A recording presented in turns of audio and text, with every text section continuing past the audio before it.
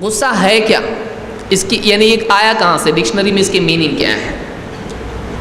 عربی زبان کی ایک ڈکشنری ہے مقاییس اللغہ، اس میں ابن فارس کہتے ہیں غضب الغین والضاد والباء، یہ کیسا بنا ہے عربی میں غصے کو کیا کہتے ہیں؟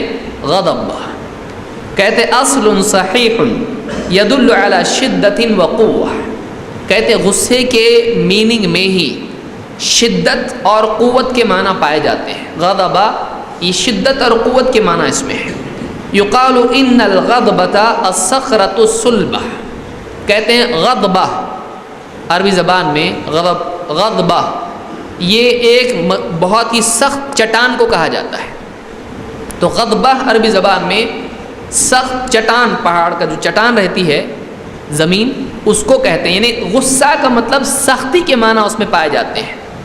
اور کہتے ہیں کہ قالوا ومنه اشتق الغضب لأنه اشتداد السخط، ناراضگی کی شدت کو غصہ کہتے ہیں۔ ناپسندیدگی، کوئی چیز کو آدمی پسند نہیں کرتا ہے، یہ بہت زیادہ بڑھ جاتی ہے جب ناراضگی یا ناپسندیدگی، تو اس کا اظہار ہوتا ہے، اس کو کیا کہتے ہیں؟ غصہ یا غضب کہتے ہیں۔ تو یہ ڈکشنری میں غصے کے معنی جو آئے ہیں، جس لفظ سے آئے ہیں، اس میں سختی کے معنی پائے جاتے ہیں۔ غصے میں سختی ہوتی، نرم رہتا غصہ، غصہ سختی ہوتی ہے اس کے اندر، غصے میں سختی ہوتی ہے۔